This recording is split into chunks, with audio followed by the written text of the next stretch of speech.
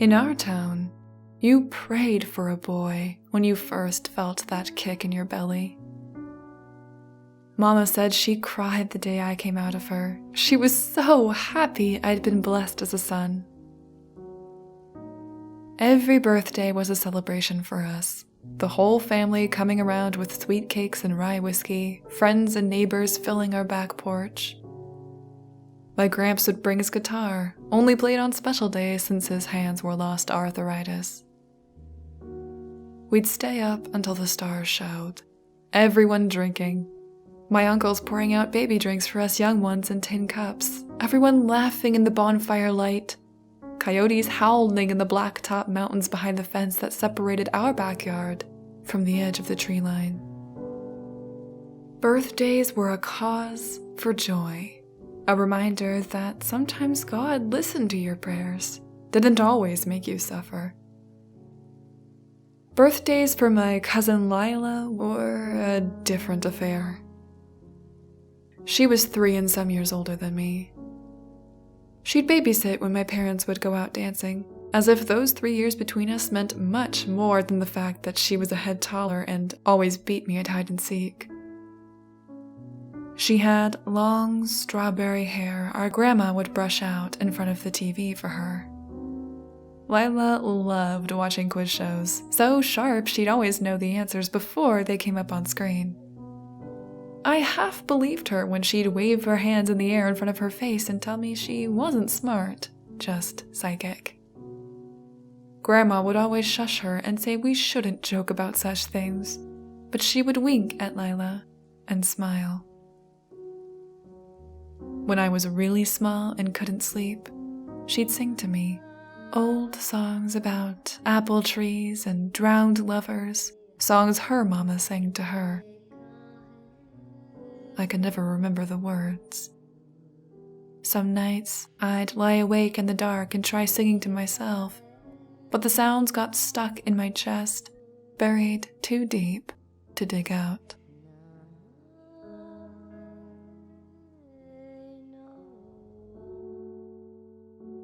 Lila was also the only one my parents would let take me swimming in the creek around the back of Gramps' farm, where nobody could bother us. My uncles offered time and again, but Mama always refused, laughing and pouring another beer to pacify their pride, saying they were more likely to drown me than show me how to float. Lila was the one who taught me how to swim, hands ever patient and holding my head above the water when I went under for too long. "Swim, Rin. You gotta swim," she would say as she pulled me to the surface. On her birthdays, the women would go over in the early morning, sitting around her and her mother, overlapping arms in their cotton print sundresses, offering what little comfort they could, sipping berry wine and praying occasionally, hands all tangled in the wooden rosaries they carved in the winters. Mama would be up the night before baking sweet breads and whiskey doughs. My daddy always told me to stay out of the kitchen on baking days. Baking days were just for Mama, when she'd get out all her grief and pour it into the food she made for her sister.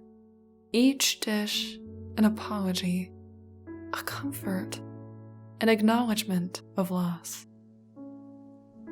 Us men and boys would go over in the evening, sitting silent and smoking around Lila's old man and her stepbrothers, tobacco passing between uncles and cousins and all the things that went unsaid.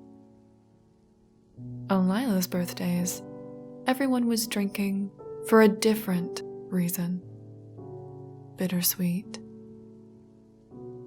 In our town, birthdays were a reminder of another year gone. Another year closer to the day they would die. In our town, you were only safe once you turned 18, down to the hour. In our town, once there was blood between your legs, you only had so many summers left. In the old days, my gramps told me it used to just be once every 6 years. The town would go down to the lake on the last Sunday of the summer, dressed in white, or the closest you could get, everyone lining up along the banks to wash their hands clean in the water. And then, a name would be drawn. Somebody's daughter, sister, lover, cousin, a girl next door, a girl you had grown up with, someone with dreams about seeing the world outside the state lines, someone with favorite songs and best friends and promises to keep.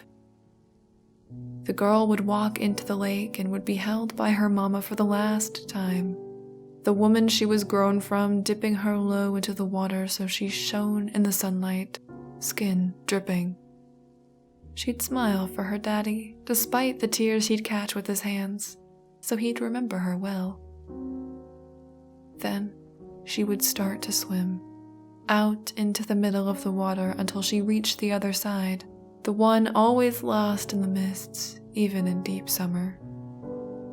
Nobody had even seen the other side, even from the boats. It was something you stayed away from, the current always tugging you back, a warning. And she'd never be seen again. The thing was, it wasn't the old days anymore. Grandma told me things started going wrong in the gaps between those 6 years, just after my parents and uncles and aunts had graduated high school. Lambs being born with the skin around their eyes green, blind from the moment they came into the world. Dogs howling for days on end until their lungs collapsed and they died from exhaustion. People waking up with dead moths covering the floors of their hallways, piled so deep you couldn't see the carpet beneath them. At first, people just came to accept that something in the trees was changing and, for whatever reason, was throwing things a little off balance. Then, the rains stopped. People began to worry, but put it down to a dry spell and nothing more, despite the fact that the rain came every October without fail, and had done so since people first lived here back in the days of candlelight and wagons, before the trees were tamed. Then the cows started milking blood, and the dirt started turning black, swallowing anything planted. And then the babies started being born without their legs, or their arms, or their eyes. My Uncle Jonah was born legless, Mama's youngest brother. Graham said it didn't matter, 'cause he could drink like a man standing up. I liked Jonah best. He was always loud, laughing and cracking jokes that had everyone clutching their sides like their ribs were about to spill their organs on the floor. He had a voice like Johnny Cash, and you could tell Gramps was proud when he sang along with his guitar, 'cause when Jonah sang, everyone would forget about his legs for a while. But he could be quiet, too, could convince birds down from the trees to eat out of his hand. Sometimes I'd catch him looking real sad, though, watching me and my cousins playing tag or watching his brothers dance with their wives. So Grandma said that 6 years became 4 years, and it was okay the first time. But then the lake started to dry up, and things started washing on the shore, baby bones and drowned rabbits with too many eyes. Deer started getting bloodthirsty, running out of the woods with their eyes white and teeth sharp, stealing chickens. People had to stop fishing out on the water because when they would drag up their nets, they would be full of snakes. They would toss them back, but a few always made it to shore. One of them found their way into church and bit the preacher right on the wrist. The preacher bashed its head in with his Bible. Old folks started sleepwalking at night, lining up on the edge of the lake and waking in the morning with no memory of walking there barefoot, feet all cut up and muddy. So 4 years became 2 years, and it was okay the first time too. But people started getting scared to bring their babies into this world, and so my parents stopped having kids. People started seeing things in the mist. Then, the dreams started. My best friend Tommy's dad was one of those that had the dreams. I went with him to the cemetery a couple times to visit when we were kids. Tommy always brought one of his Power Rangers or a race car to leave on top of the grave, in case his dad got bored in heaven, even though there wasn't actually a body down on the ground. Tommy said he didn't know what the dreams were about, and that his mama wouldn't tell him. Grandma wouldn't tell me either, but she said the dreams made 30 people real sad, and they couldn't stop feeling sad, so they all swam into the lake one day and they didn't stop until they reached the bottom. So 2 years became once a year, and the rains came back, and people started sleeping better, and people started fishing on the lake again, and the flowers grew a little brighter and the air a little warmer, and the high school football team suddenly won every game. The mini-mart that had been on the edge of closing down suddenly sold fruit so good people would drive in from towns over to buy it. Cherries like drips of blood, peaches soft enough to be skin, and everywhere over town the apple trees heaved with offerings. And yet, families lived in constant fear of having a daughter. Like all of them were walking around with hunting knives twisted deep in their spines that they just had to bear. Little girls grew up walking around with grief so heavy it would break their back if they had understood what was coming for them when they grew up. It was Lila's 15th birthday when she was nowhere to be seen. Her mama Clara was crying on the lawn chair, sipping some lemonade she had pressed with me and Lila the night before, hands sweet with sugar and rind.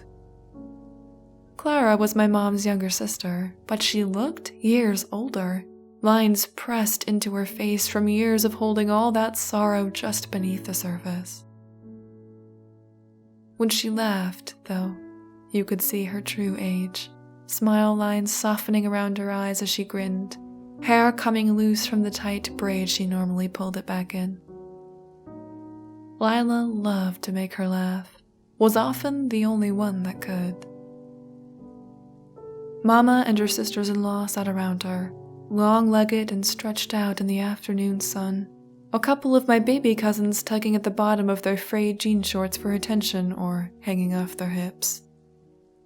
Daddy sat with my Uncle Red, Lila's father, hand resting on his plaid-clad shoulder.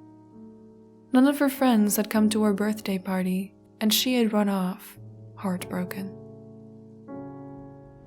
The year before last summer, Sky, Lila's best friend since the first day of school, had her name pulled. None of her friends could face another birthday party that could be any of their last before they headed out across the water, so it had been a no-show. Candles and cake lay melting untouched, dripping off the pine table Red had made way back when, and there was more than just lemonade in Clara's glass. But I knew where to find her. I walked to our grandparents' farm in the low, slung sunlight, kicking up dust trails with the tops of my sneakers, scattering the June bugs still sucking on the flowers even though June was long gone. The farm was empty, except for the cows. I lowered my head as I passed them, white-bellied with their long eyelashes keeping away the flies. I hated the way the cows watched you pass, eyes all-knowing as they stood so still, all of their heads turning to watch you go. Grandma said sometimes it was best not to look at the cows, just let them get on with their business. She told me I had nothing to worry for as long as I didn't turn around once they were behind me. They didn't take kindly to that. As I walked, I could feel them watching me in the heat, grass a hush around my legs as I walked through the fields and past the barn with its peeling red paint. Lila was floating in the middle of the creek, hair around her head like strings of bloody flowers. She looked so peaceful, with her belly up to the sun, eyes closed and trailing her hands through the lily weeds. I called her name, and she didn't move. Behind me, something rustled in the tall grass, maybe a snake or a rabbit.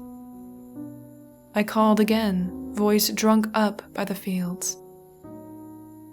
She was dead, I knew, kicking my shoes off and running out to her, ready to push the water from her lungs, bring her back.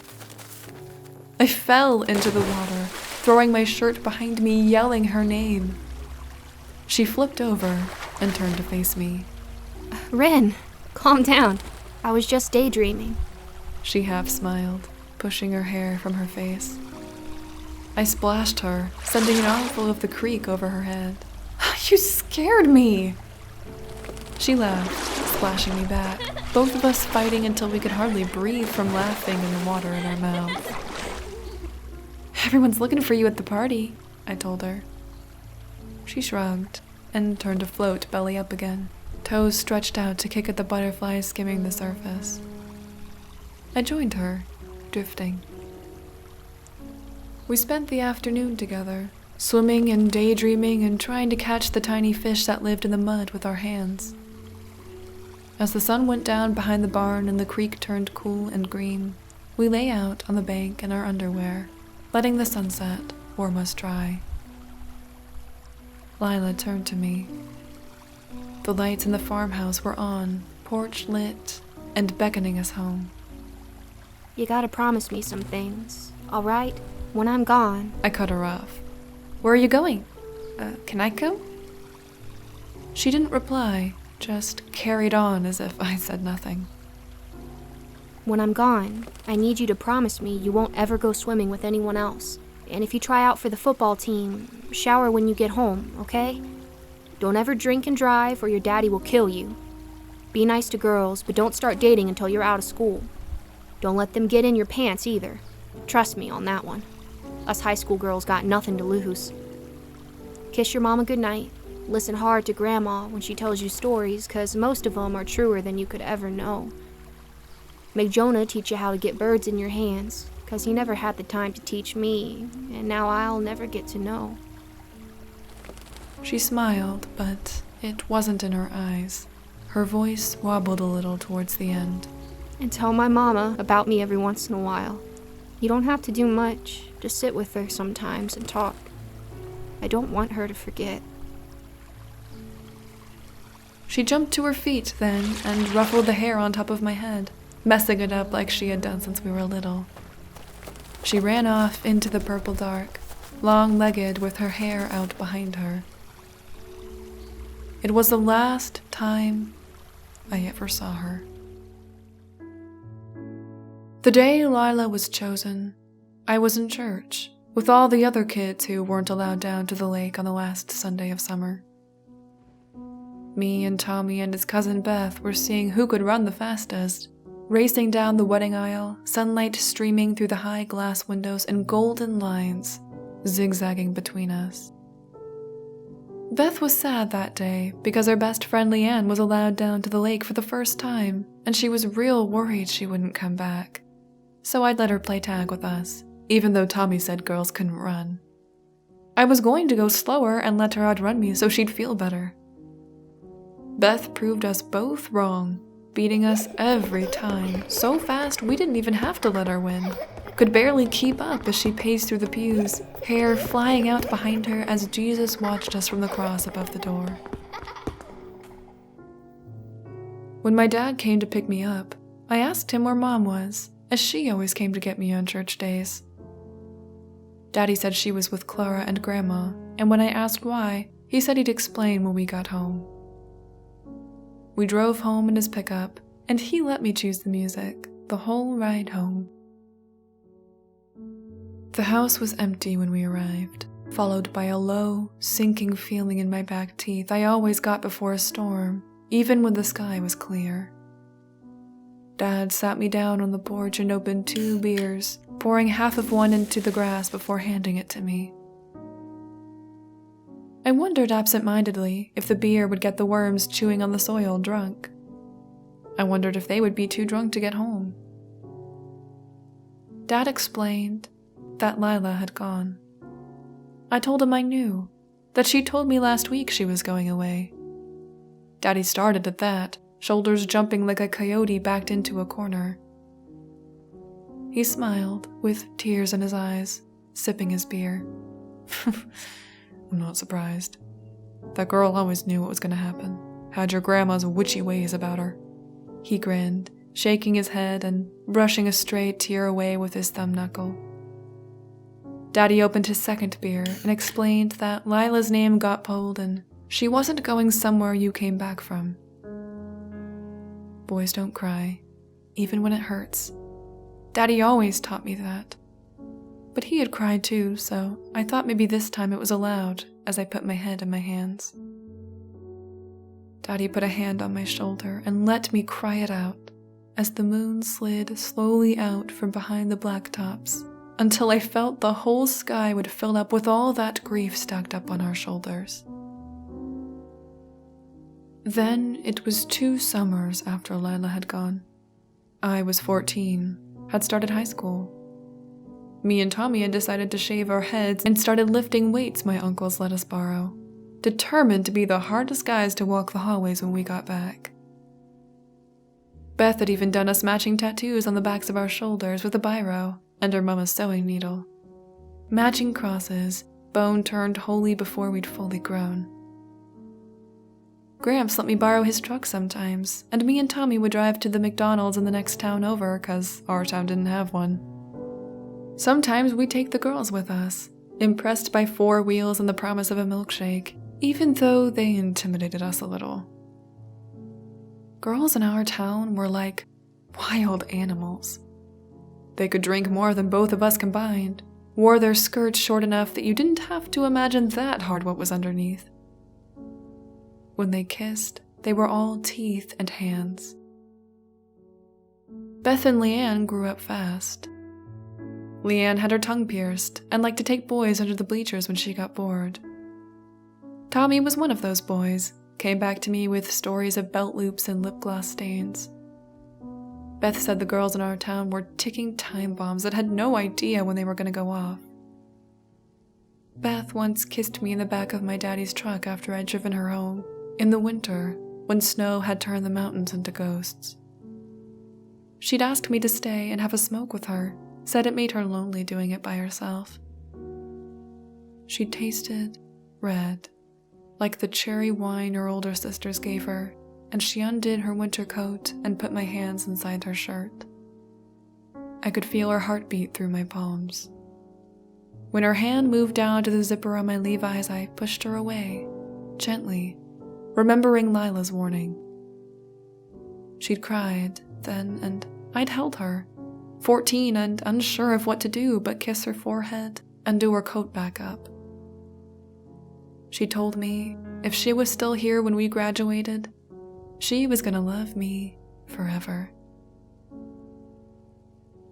It was the night before the last Sunday of summer. The sun had all but gone from the sky, leaving town in a hurry. I'd gone to bed early that night, a low, sinking feeling in the back of my teeth, like the ones I'd get before watching a game our football team would eventually lose.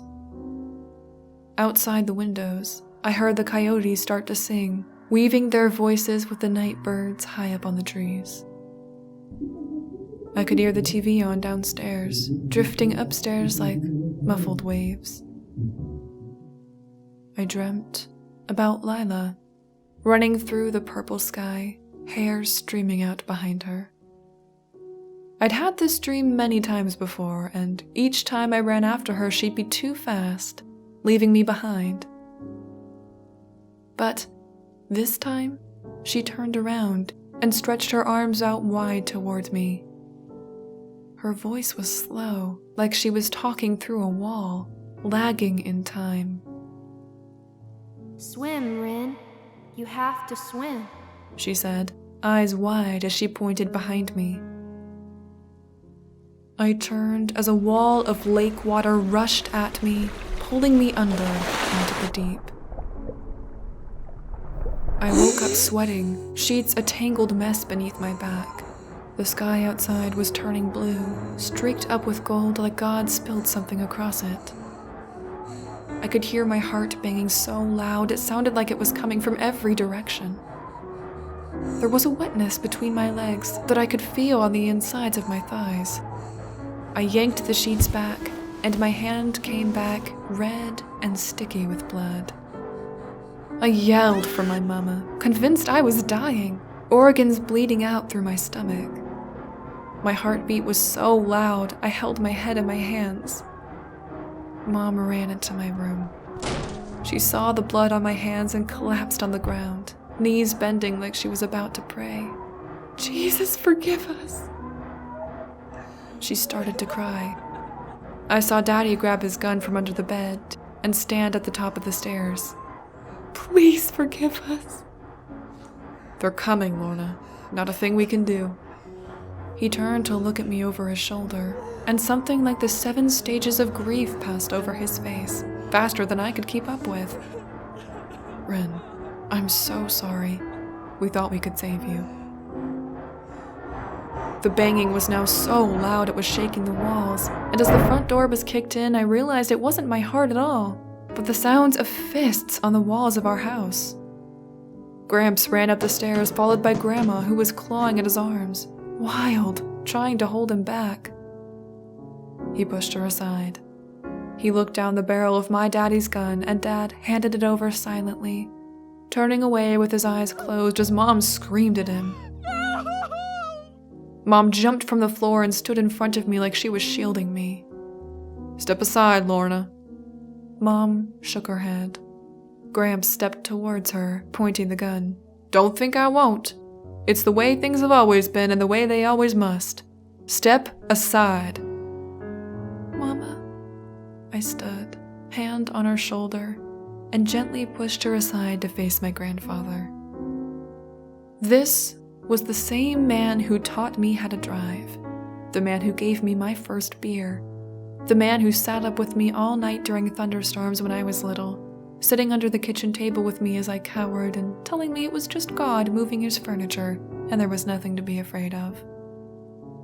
The same man who was now pointing a gun towards the center of my chest. He was crying, I'd realized, which scared me even more. I never even heard of my Gramps crying, not on his wedding day, not even when Lila went away. He gritted his teeth and held out a hand towards me. "You best come with me, Ren." So I did. We drove to the lake in silence. In the glare of the taillights, I could pick out Daddy's truck following behind. I studied my Gramps, watching his hands on the wheel, the button on his shirt he'd missed, obviously dressing in a hurry. I had nothing left to say to him, so I didn't. When we got to the water, most of the town was already there, lined up along the lakeside. All the girls were dressed in white, with flowers in their hair. Gramps opened the door. He hesitated and tugged the rosary down from where it hung on the rearview mirror and placed it around my neck. He walked me to the water and everyone stared in eerie silence.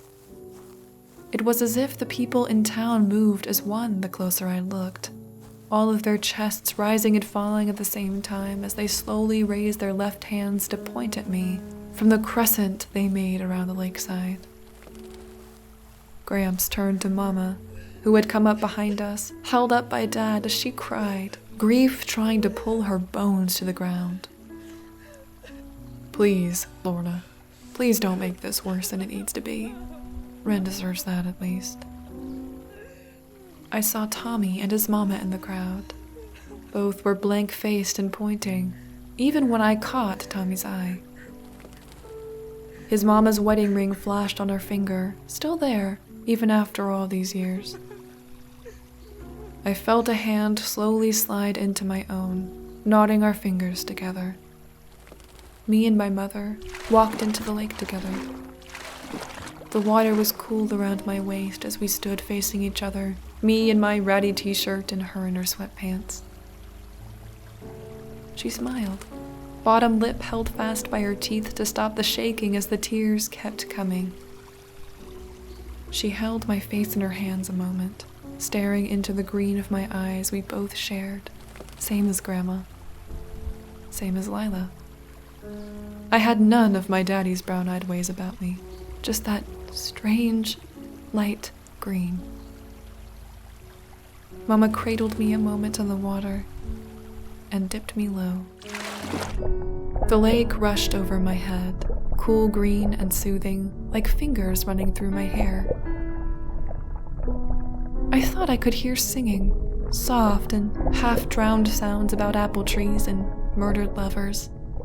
And suddenly, I understood everything about everyone in town. It was like the lights turning on after being born in the dark, terrifying and brilliant all at the same time. I knew why Tommy's daddy swam into the lake. I knew why Jonah drank at home alone on his twin-sized mattress. I knew why Beth's parents had divorced when she was small. I knew what the preacher really did on Sunday nights at the strip club in the next town over. I knew why the girl that sat behind me in math had hidden scars all the way up both of her legs from ankle to hip bone. I knew that Lila had known she was going to die the last time I saw her. I knew every story and addiction and sin from the people that had raised me, the people I'd grown up with, every dirty thing behind every closed door, every unsung act of kindness and salvation, beatings and bruises and love. So much love. All wrapped up in hundreds of heartbeats from my neighbors and friends and the strangers I'd pass on the streets of our town every day. My head broke the surface of the water, and I knew what was really between my legs. That when my mama had felt that first kick in her stomach like all the women in our family, she had known what would happen, had felt that pain in her back teeth that I would be born a girl, green-eyed and raised to be swallowed by the lake. So she and my daddy had made a decision to raise me safely, to protect me from the thing that kept our town's blood flowing. I saw my whole life around me as I went under again. Every rule they'd made, every passing piece of advice that was carefully constructed to keep my reality intact.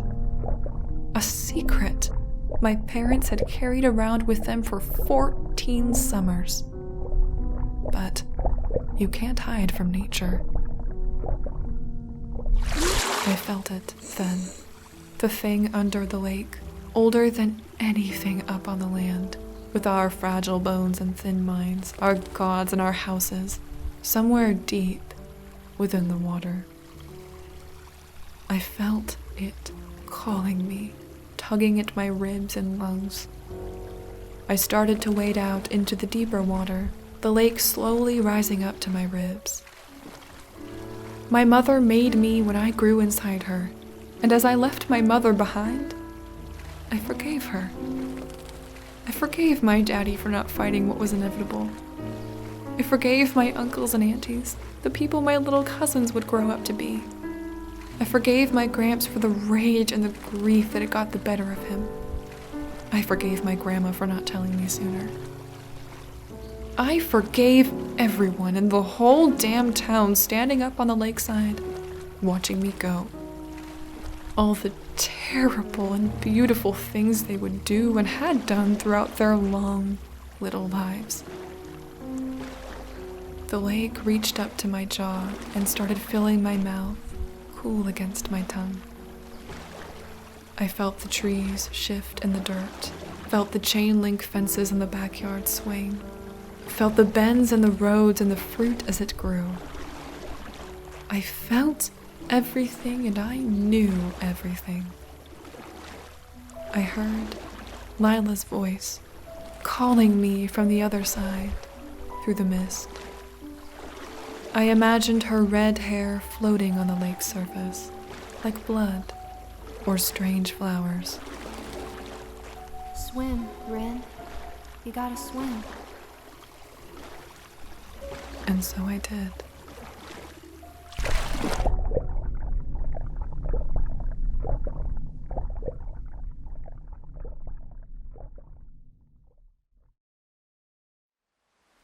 A huge, huge thank you to all of my poltergeists.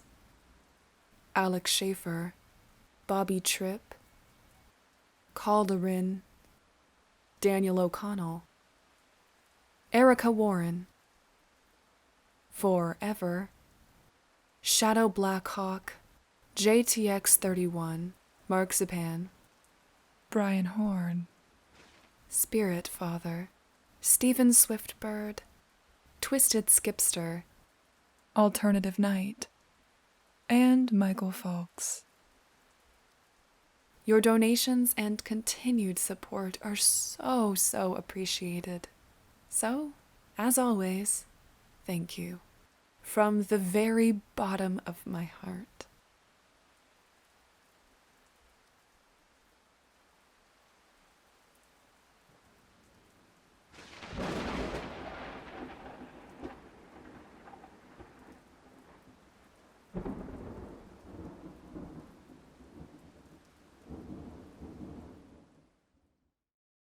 My name is Tomas. I was born in Saint-Domingue in 1775. Yesterday, I awoke with the sensation that there was something lodged in my throat. I reminded myself to take deep breaths, but I couldn't breathe. I opened my eyes and saw blackness. Bits of debris fell into them as I blinked. Ah, yes, I see, I tried to say, through a mouth and throat full of dirt. Antieria vivum.